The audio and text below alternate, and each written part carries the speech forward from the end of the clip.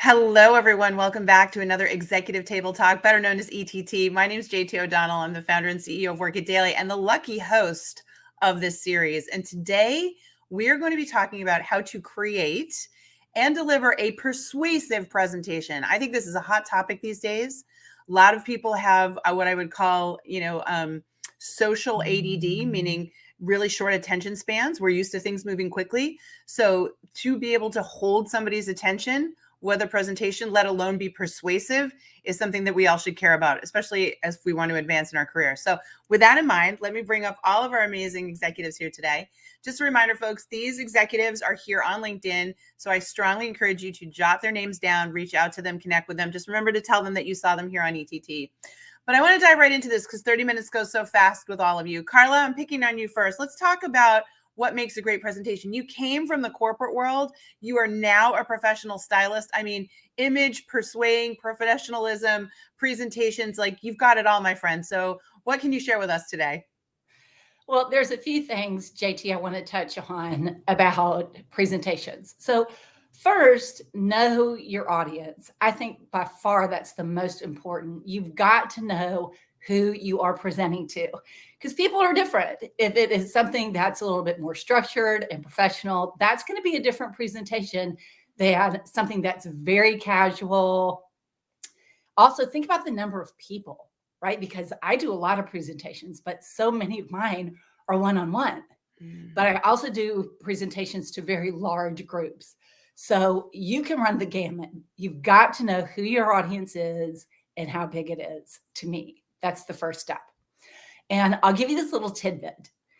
Take a picture of your audience. If you've got one of exactly who it is, that's great. If you just need to put an image on your screen of people that look like the audience you're going to be speaking to, do that. Use that photo or that image while you're creating your presentation, because that's going to really help you visualize who you're speaking to. My second tip is know your surroundings. Know where you're going to be presenting.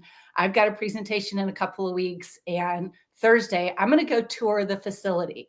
Not only that, know about parking. You probably are going to have materials with you for your presentation. So you've got to know how you can get in and out of your space in a timely manner.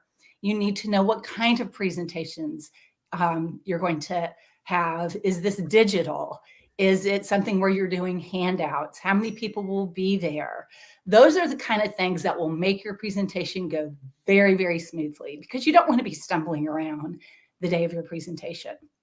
And lastly, just have fun. Have a really good time, because that's what people are going to pull from your presentation.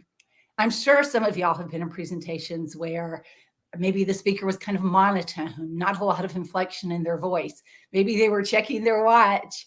That's not who you want to be. Have fun with your group. When I have presentations, I tell people, this is interactive. This is a conversation. Nobody wants to sit here and listen to me talk for an hour. I don't want to hear myself talk for an hour. Let's talk to each other. Let's have conversation. Ask me questions. Give feedback. That's what makes a presentation interesting. Get your audience involved. And you know what? If you forget a paragraph or leave out a tip you were going to give, don't worry about it. Nobody knows it but you. So just go along with it. Have a great time. And my last tidbit is smile, smile, smile. I love it. I love it. I love it. That's so fantastic. What a way to start. And I think you're right. You know, the energy you bring in that presentation, that itself can be so persuasive. I have sat in rooms where I thought, I can't do this for a whole hour, listening to someone. So absolutely amazing tips, Carla. Let's bounce over to you, Anna. Anna, you coach executives all the time. I've heard a lot about how lacking executives are in their presentation skills, which kind of blows my mind to think that they get, as far up as they do in their careers and can't present well. So let's talk a little bit about that. Thank you, JT. And yes, this is definitely one of the key areas as you start to climb the ladder, the corporate ladder in organizations. And the sooner or the earlier that you are able to have this skill set and this mindset under your belt and well executed, it's definitely going to work in your favor. I would say, in addition to Carla's really important aspects of knowing your audience, your surroundings, and have fun, I would definitely include having a clear message. Make sure that you, from the get-go, as you're planning your presentation, what is that takeaway or takeaways that you want your audience to remember about, to act upon, to react to, etc. So it is very important that you have that very clear message from the get-go. At the same time, as you build your presentation, remember, use evidence that is clear, that is factual, that is there. I think that we've also been part of presentations where the evidence might be a little bit off or not, or incomplete, and that subtracts from you as a presenter and takes value and credibility on the message that you're trying to convey. Be passionate about whatever it is that your topic is all about. And yes, numbers can be, passionate. I've been in sessions where numbers and finance and operations and folks that manage these very hard type of aspects are, do a fantastic job as they interconnect this, for example, numbers, as I've mentioned, into a story. So that can be really a very clear and crisp way to make it and showcase yourself as being very passionate and very committed to the topic. As you are going to deliver this, I would say 3 more things that I would want to share with the audience today. And that is, make sure that once you have your presentation ready, you practice it. I don't think that it's a good idea to do a practice run when you're in front of your real audience. Practice in front of a mirror, in front of peers, colleagues that are going to give you feedback. In that way, you're going to feel a lot more confident. Second to last, I would say, make sure that you connect with your audience. Make sure that eye contact is there. And we also have an additional challenge currently, which is, of course, expressing ourselves in a virtual environment. So connecting with your audience and making sure that you're engaging with them in different ways, forms, fashions, it's very, very important. But certainly the eye contact is going to be very important. Calling people by their names if you're going to engage them in a comment or ask for their perspective on a given point, etc. And I would say, lastly, do a summary or a recap of whatever it is of those 2 or 3 points that you want your audience to remember and take away. So those are probably some of the high-level ones, and I would absolutely, I'm dying to hear what my colleagues and friends are going to share as well. I love it. I know that was great. And I do love you reminding everybody to practice. Those people that say, oh, I'm just better when I wing it, that never ends well. I feel like that just never ends well. Well, let's jump down to you, Mark. You are in you win for the most gorgeous location today. It's absolutely fantastic. I know you've done a lot of work, IT, operations, finance. You have presented many times in your life. So let's talk about tips to help people succeed. I think there's a few, JT, right? So my first tip would be, if you're going to use a deck, try and keep them, 1 or 2 pages, 5 or 6 bullet points per page, maybe 1, possibly 2 sentences per bullet point. Kind of keep it short. Don't come in. I've been in any number of meetings, JT, where somebody's come in and there's been a 45-page deck, and they spent the first 10 minutes kind of showing you all of the logos of the companies that they worked for previously, and it just kills the presentation from the get-go. So, short and sweet. When I do it as well, I rarely look at what I bring in. Again, I keep it short, because if you give people something that's longer, they start flicking through it, right? They're on page 7 where you still want to be talking about page 1. So short and sweet in terms of a deck. In terms of another thing that I picked up as well. So in a previous life, I worked in academia. So part of that process was you would lead people to the conclusion. yeah, we did this, and then we did this, and then we did this, and therefore that's why this is correct. And what I found was somebody actually gave me the coaching, I guess, to say, look, if you're going to present something and the results of what you're going to present are unexpected to the audience, then that's the way to do it. And again, you go through the A to B to C to D to the actual conclusion. You do that as quickly as possible because you're going to get questions. But if what you're going to present is actually what they expect the result to be, then just tell them what the result is. Like, go with the headline first. And that will, again, because they're expecting it. So, give them what they expect to see. And then, as a couple of my colleagues have already said, and then, leave time for questions. I really don't like it when people say, can we leave questions to the end? You want questions within the process, right? You want some kind of feedback. Again, I remember from my academic days, I'd lecture. I lectured on an MSc course, and I'd lecture for a whole hour and nobody would ask me any questions, and it was the longest hour of my life. Right? You need questions to actually have that spontaneity in what you're doing. So yeah, I think those are the things that kind of resonate for me. But again, first amongst equals, one page deck, 2 pages at the most. So that would be my takeaway. I love it. I totally agree with you. I think that you cringe when you see the 45-page PowerPoint deck coming out. Like you automatically puts you to sleep. That wonderful, wonderful feedback. And again, the resonating theme of the questions interactive. I think it's interesting that you brought up not being afraid of ask questions within the presentation itself. Sometimes people get really afraid that the questions are going to take them off track, but the sign of a good presenter is that you are confident taking questions because you know how to bring people back to the story and back to the point. So I love that. I think that's great feedback. Let's jump up to you, Lisa. Lisa, global marketing, brands, consumer brands, CPG. You do big presentations to large groups of people. So what advice can you give folks today? Well, I think creating and delivering a persuasive presentation requires careful planning and preparation. I'd like to share 4 things that have helped me to deliver effective and engaging presentations that I hope will inspire your audience. The first thing I've done is identify a purpose.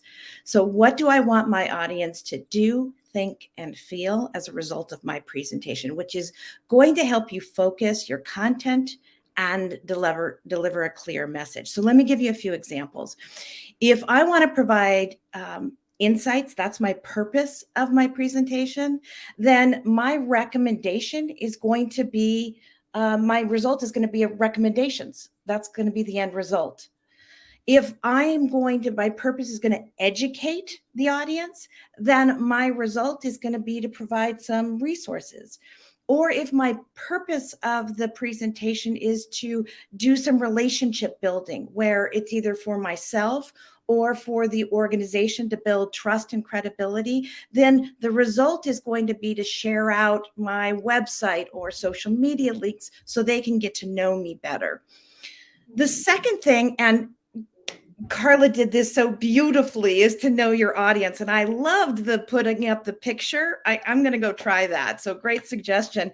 But you've got to know your audience. And I want to add on to that is you've got to do a little bit of research. You've got to know their needs, their interests, their concerns, so you can tailor your message in order for it to resonate. So I'm a brand marketer. I develop, products, programs, services, and I've got to present to big senior executives, CEOs, boards, and they've got to know the who, what, why, where, how, right? Basic. But there is always the key audience members, the chief financial officer, the CEO, the general manager, and they want to know the finances, the return on investment. And I've got to tailor my message to them. I've got to have the stats, the graphs, the charts, the numbers, and I've got to have it in visual, and I've got to have the actual numbers, because I don't know if they are visual or they're number people. And I've got to flush it out, and I've got to make sure I have vetted it with people, so I'm getting all the questions answered before I present it. So that's how you really want to know your audience, and you're prepared before the presentation. And then craft a clear message. And Mark and Anna really brought that to life, and I love the examples that they gave. But you want to be clear, concise. You want to have it easy to understand and rememberable. And one of the biggest issues that I see out there is that people put exactly what they're going to say on the slides, and it distracts from what you're trying to say, what the story is, and what the message. Take all of that, put it down out up there on the presentation, but put it in the notes. And then I think Mark said this really well, is be really concise, 2 or 3 words on the slide, and either a visual graphic. Because when you want them to look at the slide, you want them to get it in 2 or 3 seconds, and then you want the focus on you so that you can tell the story. You can bring it to life through your storytelling, through a video, through an example, through your customers, through something. But you want the story, them to look at you, so you bring it to life through the storytelling. And then last, you want to use effective visuals and delivery techniques. And Anna, I think you said that lovely with the eye contact. You want them you want to use eye contact, so you're engaging with them. You want your face smiling. You want your body open, and you want variation in your vocal. You want to go high. You want to go low. You want to inflectuate a point. You want to speed it up. You want to slow it down, because with all of those techniques, you want to be able to convey your point, inspire your audience, and engage them so it resonates. And that's what the persuasive presentation does. Love it. Oh my gosh. Thank you for that outline, Lisa, those 4. I think it was amazing the way you structured that, and all incredible points. I can see why you're very good at presenting. Now, speaking of presenting, Michael, I'm jumping up to you. In the NFL, lots of presentations going on, I'm sure, in the finance world. And finance can be a bit dry, my friend. So let's talk about how you keep it engaging and persuasive. Oh, we can't hear you. We're going to have to get you off mute, my friend.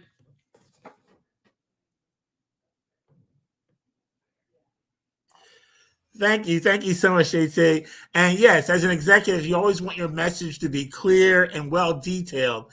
This might be your only opportunity to pitch your ideas, so you want your message to be clear, accurate, and attention grabbing. This calls for a plan. You can't persuade an audience that isn't listening. And just like Carla, Anna, and Lisa, and also Mark said, you have to know your audience. Developing a hook to draw your audience in will be the best way to grab attention. You're creating a fundamental purpose of why you're in the room. Why are we here? This is essential. I like to confine this critical message into a topic, a one sentence. From this one sentence, I like to build a point-by-point argument and detailing my vision to why we're here and to project credibility. That's on the creation side. On the visual side, which is my favorite side, is you want to present a presentation that people can see. My favorite visual tool is the PowerPoint. PowerPoint presentation I can use for financial data to create infographics, pie charts, videos, graphics, and also I can do trend analysis. I love trend analysis. I can show how we're pacing, actual to budget, this year versus last year at this time. And lastly, I want to make a closing memorable statement to my audience. So your audience is definitely key. You want to make a memorable statement, just like the beginning statement. So thank you very much. I love that you talked about graphics, because when it comes to finance, anything finance, I'm a visual girl. You need to show me the bar chart, the graph, and PowerPoint makes that so easy. And I think people have never realized that. So I love that you brought that up and have made it so interesting. And that brings me, talking about making it interesting, Andrea, you are in marketing, you do marketing, social media, you are all about that image and holding attention. And I also believe you have a background in another life where you've done a bit of acting. So this kind of all comes together for you, does it not? It does. Imagine you walk into a room ready to give a very persuasive presentation. You're sweating. Your heart is thumping. Everybody is looking really stern, and you're just not sure how you're going to convince this audience over to your side. Well, my very first tip is, of course, what I just gave you as an example. You need to tell an emotional story. So, first thing you do for any presentation, especially a persuasive one. Why? Because neuroscience tells us that our brains use emotion to make 90 to 95% of our decisions. So, if you can hook them right away with a story that's very emotional, you are already on the right path. Second, you'll notice that my story was not told from my point of view. It was told from their point of view. I started with the most magical word ever, imagine. Imagine you are walking into a room. Have them put yourself into their feet. Make them feel the emotion. Use you language, not me language or I language. This is because neuroscience tells us that our brains are extremely selfish. We like to hear about ourselves. And the more we hear about ourselves, the more likely we are going to listen to whatever you need to pitch us. Third, you want to break down their current way of doing things, their current status quo. You need to show why the current way they're doing something is unfavorable. Maybe it's too time consuming, it's too expensive, it's not sustainable. Why you need to do this, again, neuroscience with our brains, people do not like change. And they will not change as long as the way they're doing things is very comfortable and easy. So your job to persuade someone is to tell them how their way of doing things is actually not easy. It's not comfortable because, and then you go into the details. And my last tip is also something that I have been demonstrating the whole time, which is open body language. Make sure that you are showing that people can trust you. The number one way to show people that they can trust you is to show your hands. Even if you're in this virtual presentation, get your hands out of your lap and show them to the screen. Why? Because neuroscience also tells us that we trust people when we can see their hands and we can see that there's nothing in their hands that can hurt us.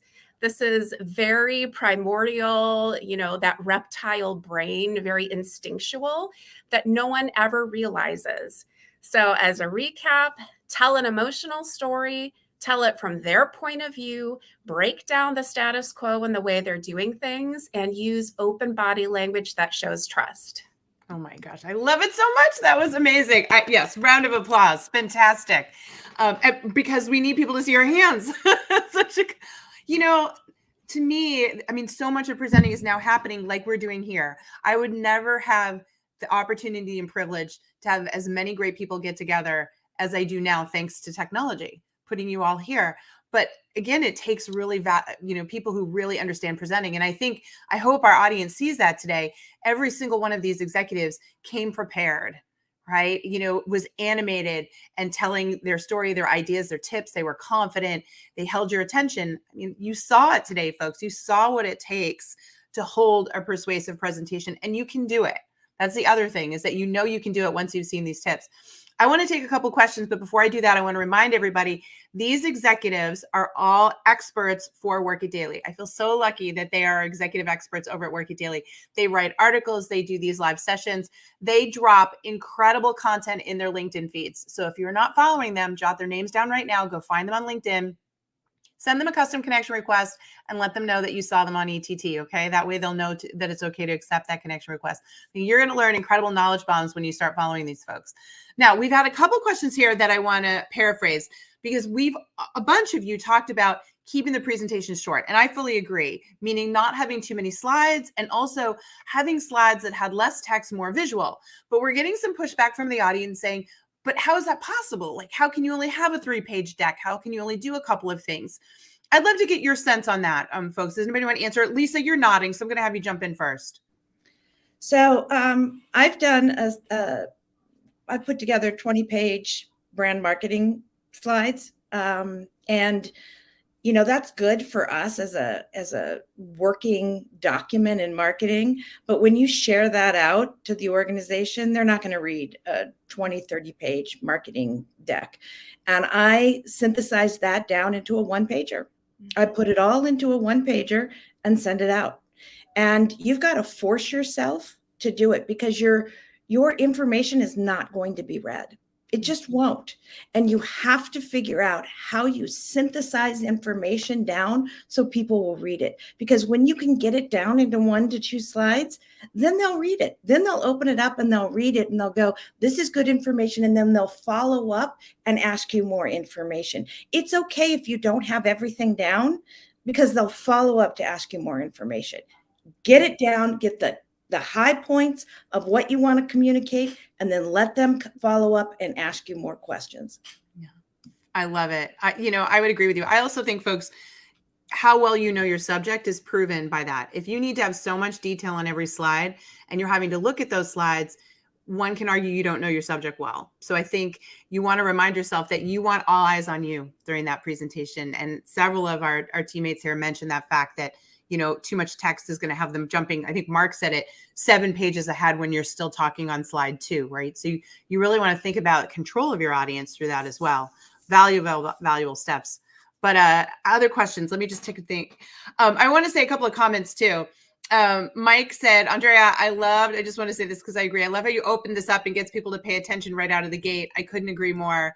And also Mike commented that he had a daughter that he said, if you love your presentation, if you are passionate about your subject, you hold the room's attention.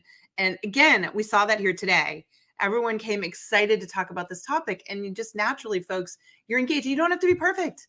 You don't have to say everything right. You can skip a word. You can make a misstep. If you're passionate about the subject matter and you know your subject matter, then you will get through that with confidence, I think, which is really, really huge. Here's what I want to do. I want to go around the room, speaking of it and closing this out. Your last final thought for today when it comes to presentations, what is the one thing you want everyone to take away? I'm going to start. We'll go right the way we started. So I'll start with you first, Carla. Okay. Then on that note, JT, this is what I'm going to say. Your presentation is up here. It's not here, right? So keep that in mind as you present. Let your personality show. Let your passion for your subject matter show. And I'm just going to say it again. Have fun. When you have fun, your audience has fun. Love it. Anna, what about you? I would say, think about being yourself. We are all different. We all bring different things to the table. The way in which you convey your ideas, in addition to being prepared, is going to really make a huge difference. I would say the red thread to all of that is your storytelling. So think about how you can be able to bring all of these components together. It's preparation, your passion, and storytelling. Love it. Mark, what about you? I double down on making the deck as short as possible. Right? Isn't it the Mark Twain comment? I didn't have time to write a short letter, so I wrote a long letter instead. Right? To me, that's what they pay the big bucks for. Not the 45 pages, but the ability to, condense it down to 1, 2, 3 pages. Beautiful. So that's me. Beautiful. Love it. Lisa? I think the more clear and concise you can be, what is it that you want to communicate? What action do you want to tell? And how do you want to tell that story? The better you're going to resonate and inspire your audience. Beautiful. What about you, Michael? Yes, I would say definitely keep it short, summarize, and show your energy, show your passion. Love it. And Andrea? Absolutely inject emotion into the presentation. Like I said, 90 to 95% of our decisions are based in emotion, and then later we rationalize those decisions. So if you base it in emotion, you're going to have a better chance of persuading someone. Absolutely love it. Thank you, executives. You are all the best. One last chance, folks. Write their names down, find them on LinkedIn, follow them, and invite them to connect. We will be back. We've got another ETT tomorrow. We're now here Tuesdays, Wednesdays, and oftentimes Thursdays. So check the calendar. Come join us. Thank you for being here. We couldn't do this without our wonderful audience. And remember, until next time, if you want to win, you've got to work it daily, my friends. Bye-bye.